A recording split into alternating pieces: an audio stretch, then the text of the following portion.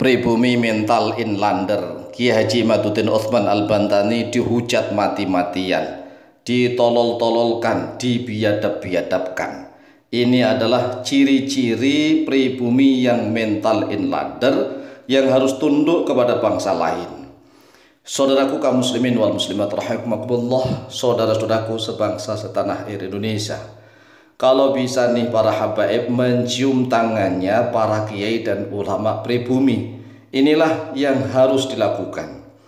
Karena para ulama pribumi ini sangat alim alamah. Banyak sekali ulama-ulama pribumi yang alim alamah, terutama tatkala penjajahan Belanda. Ada 130 ulama yang menjadi guru-guru hadis di Mekah Al-Mukarramah. Salah satunya adalah Syekh Mukhtar Al-Bukhari. Syekh Mukhtar yang asli Bogor menjadi salah satu ulama yang meriwayatkan hadis terbanyak di Makkah Al-Mukarramah. Ilmunya tidak kaleng-kaleng. Para ulama Indonesia ini mengapa tidak betah di Indonesia? Karena mereka diganggu oleh Belanda. Mereka senantiasa dikejar-kejar oleh Belanda, sehingga para ulama Nusantara banyak yang menetap di Makkah Al-Mukarramah. Pertanyaannya, lalu mengapa banyak orang-orang Yaman yang aman nyaman di Indonesia? Sedangkan satu pihak, ulama-ulama asli pribumi, banyak sekali yang dikejar-kejar, sehingga banyak yang lari. Ada Syekh Yusuf Al-Makassari, bisa diketik di Google, Syekh Yusuf Al-Makassari. Syekh Yusuf Al-Makassari ini menjadi ulama yang hebat, dikejar-kejar oleh Belanda. Dari Makassar pindah ke Banten. Dari Banten dipindah lagi sampai ke India, sampai Sri Lanka. Di Sri Lanka kemudian beliau dideportasi lagi, dipindahkan ke benua Afrika. Di Afrika, Syekh Yusuf Al-Makassari berdakwah Islamiyah, menyebarkan dakwah Islam, sehingga banyak sekali orang-orang Afrika yang menjadi muridnya Syekh Yusuf Al-Makassari. Ini baru satu orang. Sedangkan banyak sekali ratusan ulama-ulama pribumi asli Nusantara yang menjadi ulama-ulama di Timur Tengah kelas dunia. Kelas dunia mengapa? Karena banyak sekali para penuntut ilmu dari belahan dunia manapun belajar ke Mekah Al-Mukarramah maupun belajar ke Madinah Al-Munawwarah. Guru-guru mereka adalah ulama-ulama asli Nusantara. Kemudian para penuntut ilmu ini pulang ke negaranya masing-masing. Mereka menjadi ulama-ulama besar. Nah, ulama-ulama besar di dunia itu rata-rata sanad gurunya adalah orang Indonesia asli. Nah, ini aneh sekarang ini. Banyak sekali mental-mental inlander justru menghujat, menghina, mencaci maki Kiai Haji Imaduddin Utsman Al-Bantani. Ini benar-benar mental inlander. Istilah inlander menurut Wikipedia yaitu mentalitas kolonial atau mentalitas inlander adalah internalisasi inferioritas etnis atau budaya yang dirasakan oleh suatu kelompok yang pernah dijajah. Mentalitas kolonial pada dasarnya adalah keyakinan bahwa nilai budaya penjajah lebih unggul daripada nilai yang dimilikinya sendiri. Nah, saat ini banyak sekali santri dan bahkan kiai yang bermental inlander. Mereka tidak percaya diri dengan kemampuan mereka sendiri sehingga mereka harus ngembik-ngembik kepada orang Yaman.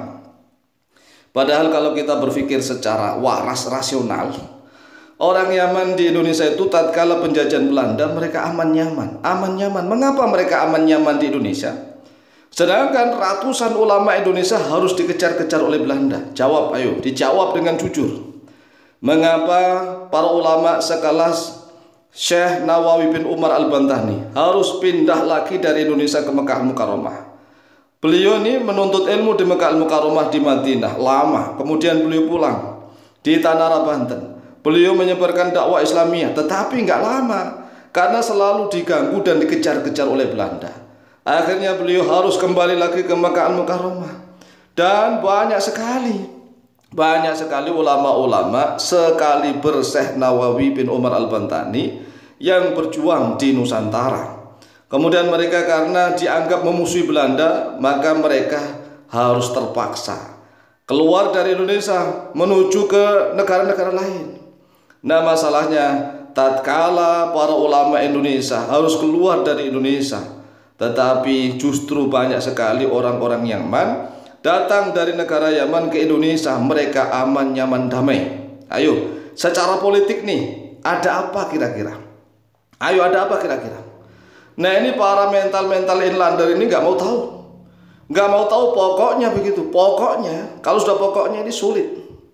Sedangkan inferioritas adalah perasaan yang timbul akibat lemahnya kondisi psikologis dan sosial yang dirasakan secara pribadi, atau perasaan yang timbul karena kelemahan yang dimiliki. Padahal sebenarnya orang Islam Indonesia itu tidak lemah. Tidak lemah, tidak lebih buruk daripada orang-orang Yaman, bahkan lebih baik. Hanya saja mentalitas inlander ini yang sudah mendarah daging. Mendarah daging mengakar ke dalam raga sukma nyawanya, sehingga mereka kurang pede. Mereka merasa hina, rendah, apalagi dari segi postur tubuh misalnya, dari face atau wajah, dan dari segi penampilan. Padahal mohon maaf, orang-orang Yaman di Indonesia itu hanya menang promosi, menang iklan, menang mengklaim, klaim di mana-mana, dan mereka mohon maaf kalau ngomong itu seolah-olah ya menghalalkan penipuan, menghalalkan pembodohan. Sedangkan orang Indonesia ini terlalu tawadhu hingga kebablasan menjadi sok kurang percaya diri. Terlalu tawadhu kalau kebablasan itu menjadi orang yang kurang percaya diri.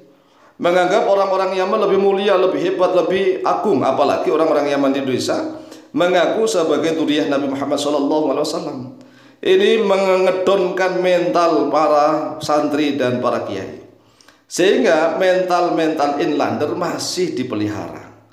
Kemudian muncul Kiai Haji Imaduddin Utsman Al-Bantani untuk berjuang, bukan hanya meneliti nasab, tetapi ingin mengangkat harkat derajat martabat para santri dan kiai pribumi asli, agar jangan selalu menjadi jongos-jongos orang-orang Yaman.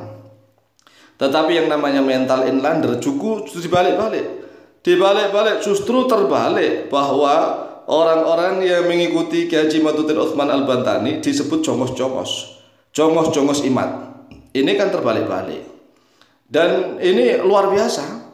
Namanya mental inlander ini memang harus dicuci otaknya terlebih dahulu agar bersih.